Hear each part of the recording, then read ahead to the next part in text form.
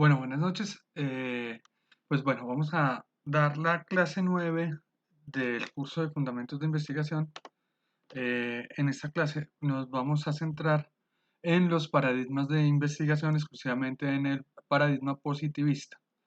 Entonces, vamos a recapitular qué hemos visto hasta ahora. Hasta ahora hemos visto qué es la ciencia, cómo se debe de realizar la ciencia, cuáles son los fines de la ciencia y vimos el método científico.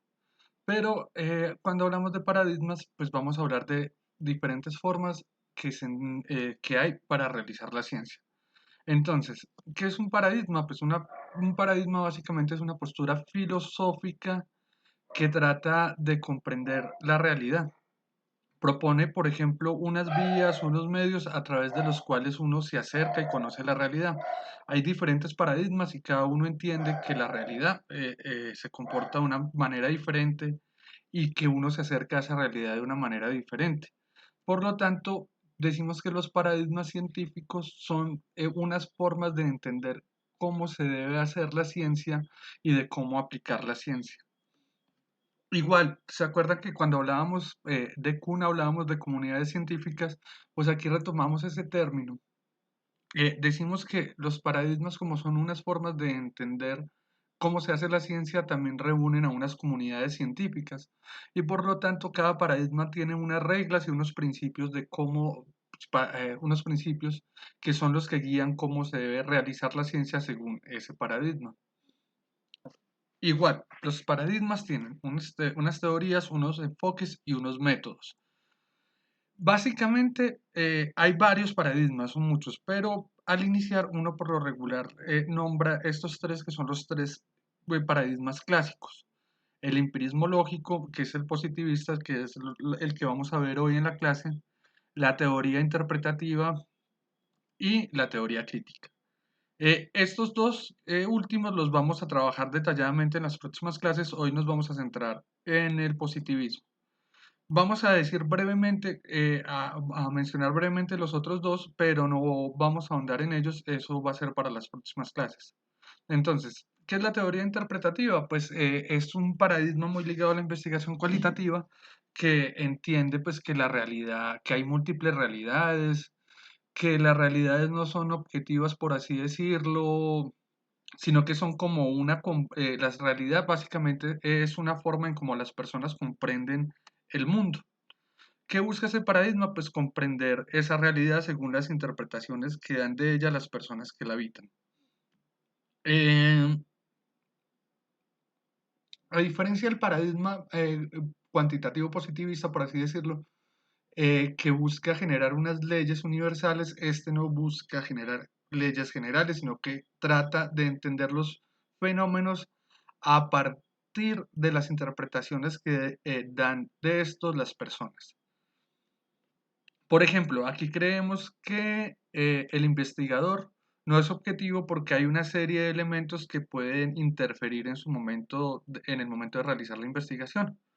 Entonces aquí hablamos de una investigación que parte de una interacción constante entre el sujeto y el objeto de investigación.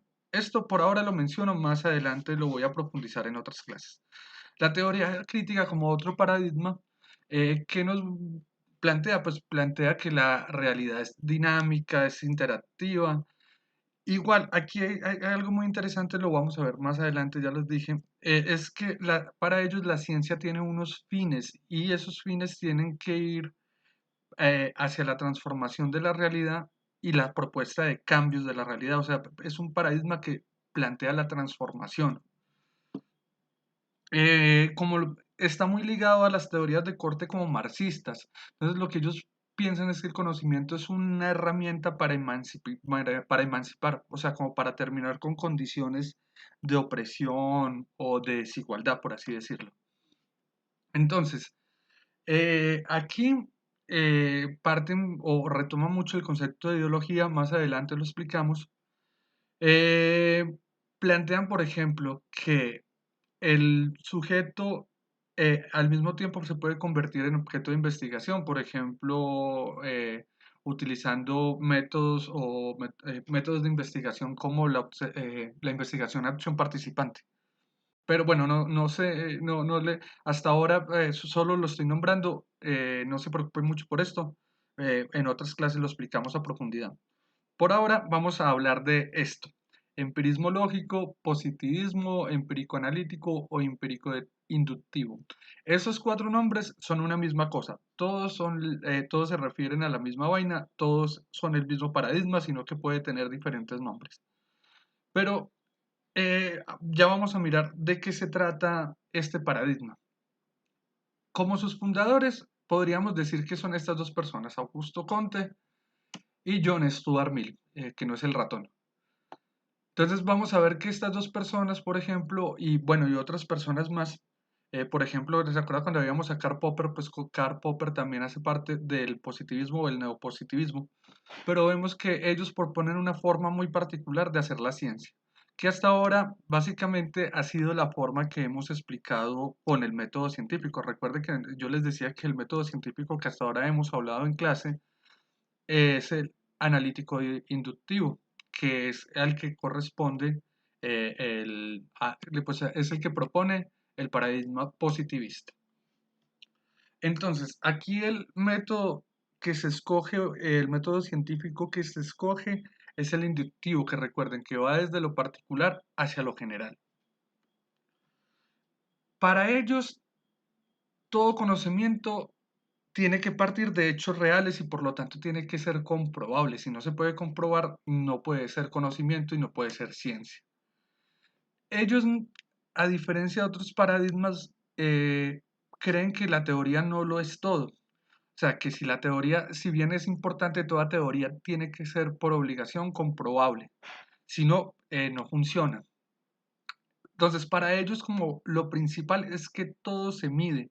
La realidad es medible, es cuantificable. Entonces, para ellos la ciencia o todos los elementos que componen la ciencia se pueden medir, se pueden cuantificar y a través de esto se pueden demostrar.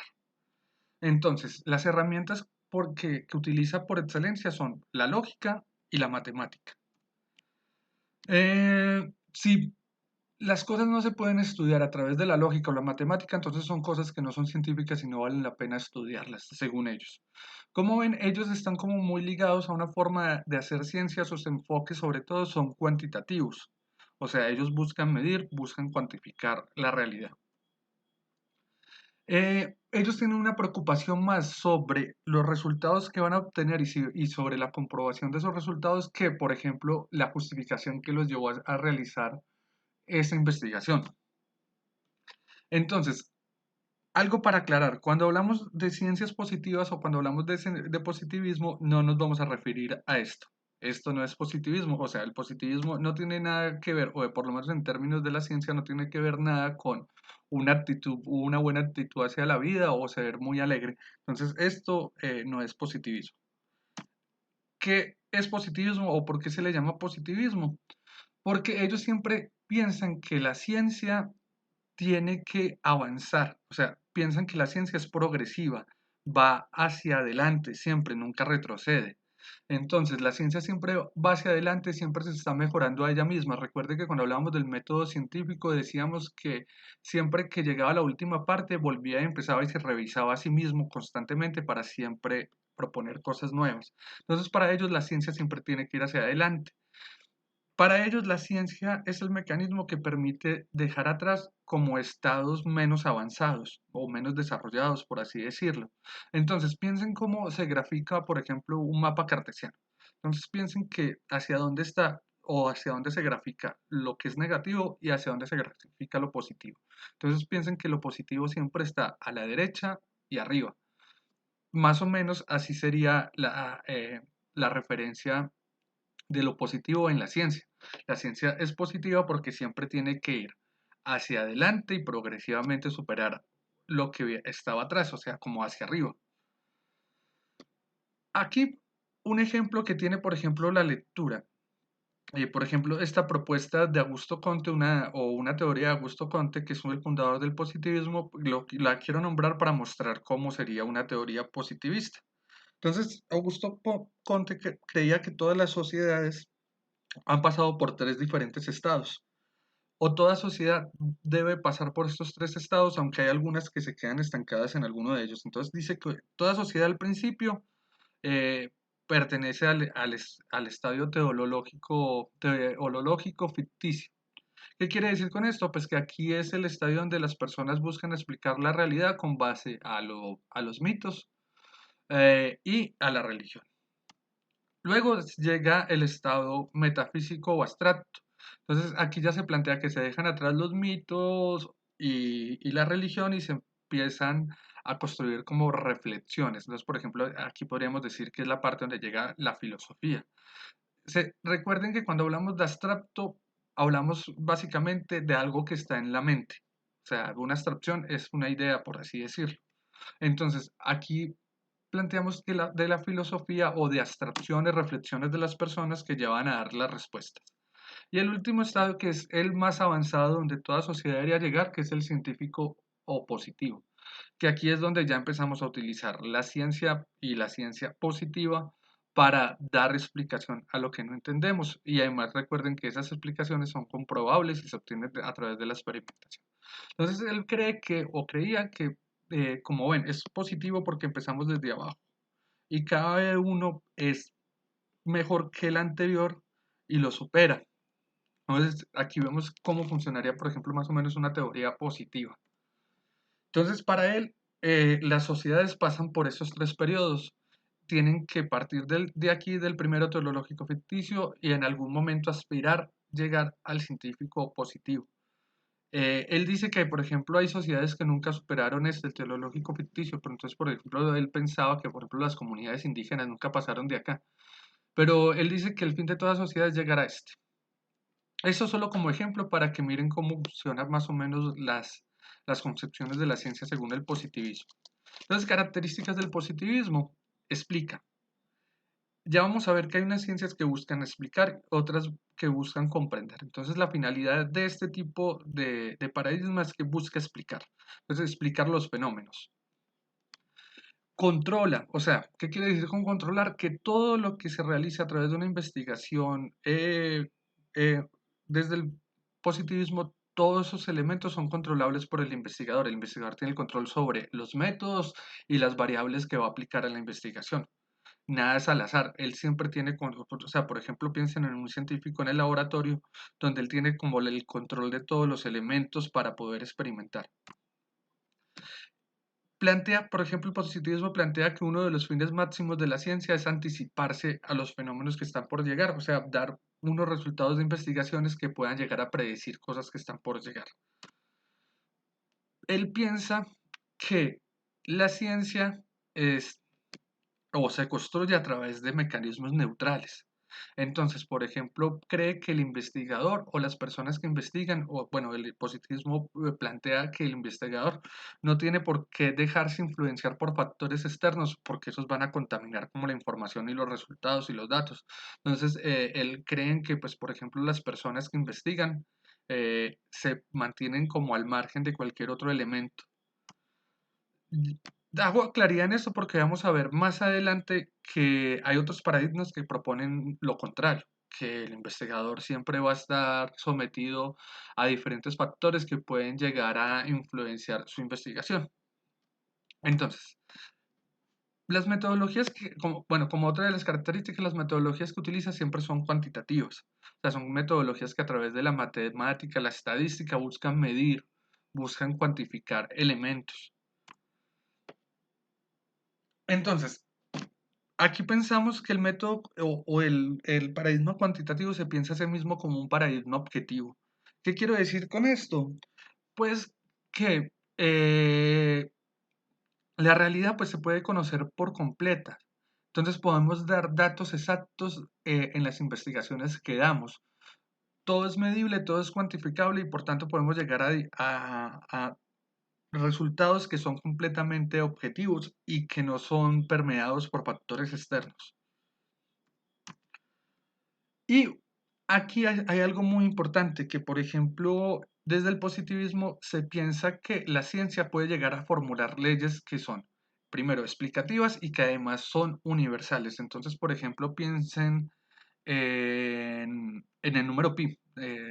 Es 3 3.14 es, creo, 3.14, el número de la gravedad es de 9,8, que son números que son lo mismo o tienen el mismo valor sin importar en la parte del mundo donde estén. O sea, valen lo mismo, son el mismo número en Colombia, en China, en Madagascar, donde lo piensan. Entonces ellos creen que la ciencia tiene que formular siempre leyes que explican algo, pero que además son de aplicación universal. Como ven, aquí recuerden que hablábamos siempre en la teoría del conocimiento, hablábamos de una relación de sujeto-objeto. Entonces, como ellos también les interesa esa relación de sujeto-objeto para producir conocimiento científico, ellos creen que tanto el objeto y el sujeto guardan distancia, son independientes el uno del otro. Uno no afecta al otro, por lo tanto, por ejemplo, no, las ciertas características del objeto se pueden conocer siempre y además como elementos exteriores no van a permear el proceso de conocimiento del sujeto al objeto.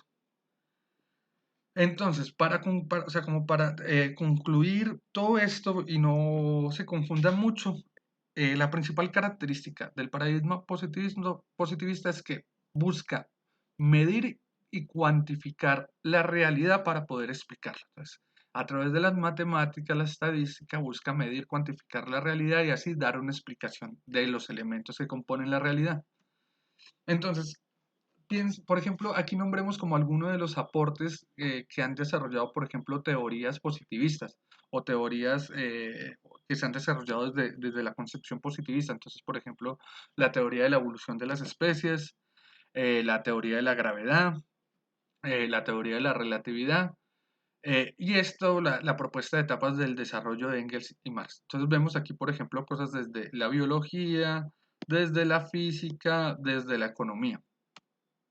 Entonces, ¿qué inconvenientes podría tener el paradigma positivista? Que es útil para determinados fenómenos, pero no, por ejemplo, para estudiar a los seres humanos. Entonces, ¿por qué no es útil para estudiar a los seres humanos? Porque cuantificar los elementos que tiene un ser humano, por ejemplo, emociones, sentimientos, es muy difícil. Cuantificar, por ejemplo, la cultura y la historia es muy difícil. Entonces, podemos decir que no es útil porque no todo es medible y no todo es cuantificable. O bueno, no es útil para determinados elementos. Entonces, piensen, por ejemplo, en los fenómenos sociales, que son los fenómenos que se desprenden de la actividad humana. O para esto, por ejemplo, el arte.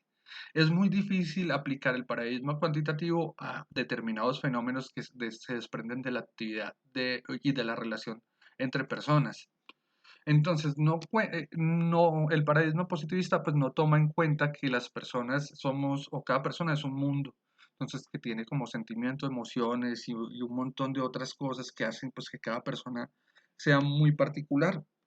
Lo mismo que las condiciones de grupo, por ejemplo, la cultura, la historia, las condiciones económicas que le tocó vivir, la clase. Entonces, todos esos elementos son muy difíciles de cuantificar, por lo tanto, quizás el paradigma positivista no es el mejor para explicar este tipo de fenómenos. Vamos a ver en las otras clases otros paradigmas que sí nos servirían para estudiar este tipo de fenómenos.